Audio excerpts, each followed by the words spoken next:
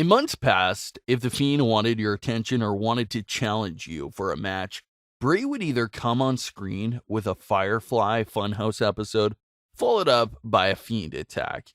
He can't come out and do usual, normal things like other superstars because it just doesn't fit the character, such as the contract signing, where he signed the contract with his blood. That kind of signing fits the character's persona. Seeing him just write his signature with a pen would have been real strange and weird for the character.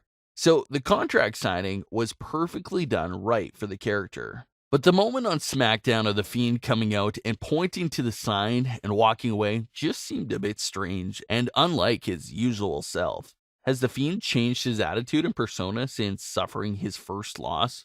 We all knew The Fiend's first loss was coming, but we all expected it to be Roman Reigns, which would have been a bit more acceptable and believable.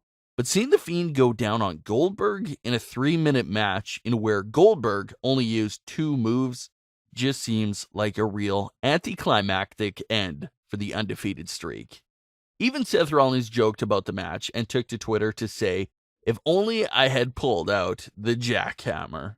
If you remember Fiend's match with Seth Rollins, then you'll understand Seth's joke.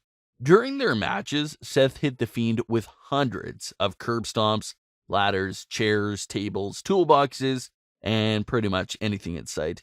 But The Fiend kept getting up. Their match was so brutal that there was a rumor Bray actually suffered from a real concussion after his match with Seth. That's how brutal it was. But the Fiend character kept getting up and had everyone amazed that nothing will take him out.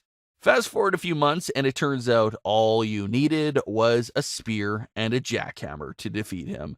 So that result really just messed with our understanding of the character and just seems like some very confusing and inconsistent writing. Everyone is freaking out over the loss and claiming that Fiend is done. And even though it was a very bad loss, there is still a little bit of hope left for the Fiend. The character isn't fully destroyed yet, but he definitely lost some credibility after the Goldberg match. So he needs to redeem himself more than ever and put on a dominant performance against John Cena.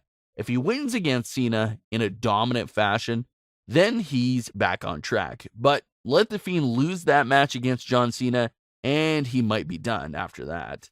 If Cena was to win this match, your best hope is just to put the Fiend away for a few months and bring him back later on in the year. Of course, no one expects Cena to win this match, but look at what just happened with Goldberg winning the Universal Championship. So taking that into consideration, who even knows what to expect from WWE anymore at this point?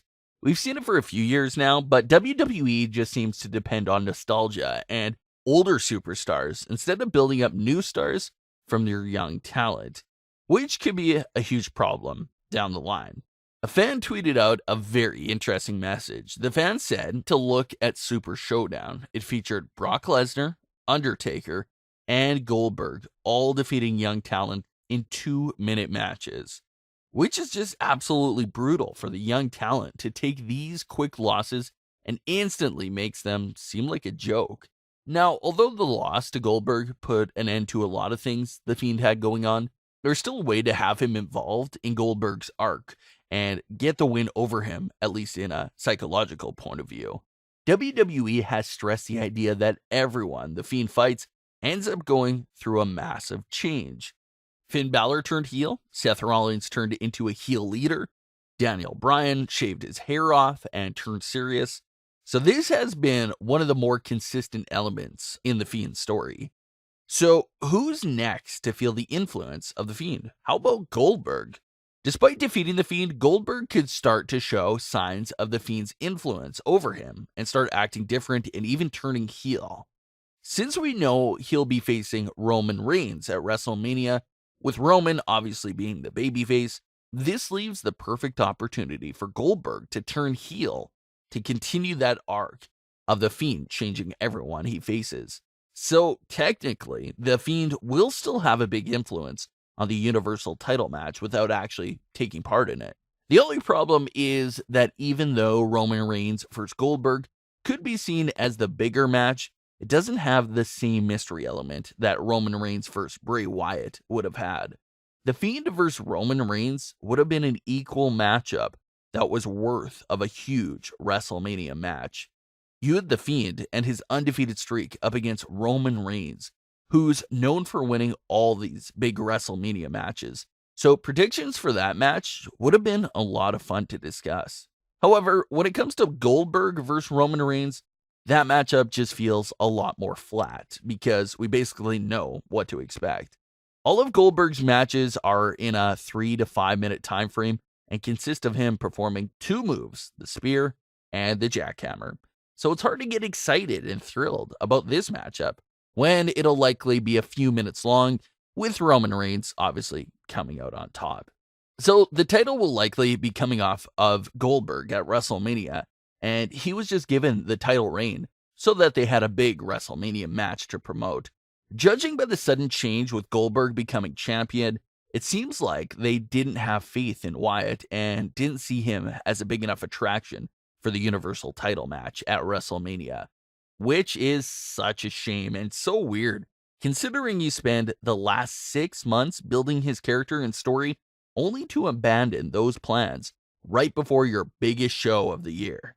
The whole thing just seems really off and such a shame because Roman Reigns versus Bray Wyatt would have had a great story around it, and both superstars had a good argument to win that match. While now it's not even an equal matchup or discussion, as Roman will likely defeat Goldberg in the usual 3 to 5 minute time frame. What are your thoughts on this situation, and are you okay with these changes to the WrestleMania plans? Leave your comments, don't forget to subscribe, and leave a like if you enjoyed. Thanks for watching, guys.